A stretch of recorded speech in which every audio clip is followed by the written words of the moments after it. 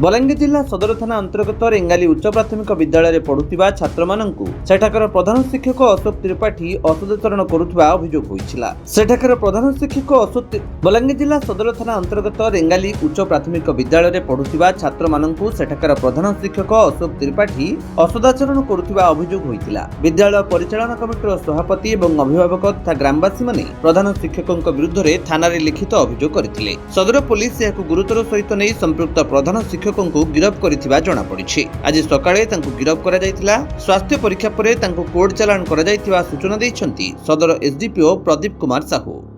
एटा आमर Rengali M school जे प्रधान शिक्षक अच्छा ना अभियोग आसाला एमती स्कूल छात्री मान असदाचरण कर आधार आमर सदर थाना गोटे 39/2025 गोटे केस रजु होता से तदंत तदंत समय विरुद्ध प्रमाण आसवर एविडेंस कलेक्शन कर बर्तमान कोर्ट चालान कराई बर्तमान केस इन्वेस्टिगेशन अच्छी चली इन्वेस्टिगेशन दैट तो पाराफर्निया अच्छी निश्चित भाव में जदि कौन सरकारी कर्मचारी कौन केस इनवल्व जन बलांगीर अंजु पृष्टि रिपोर्ट विश्व विजयी न्यूज ओडिशा।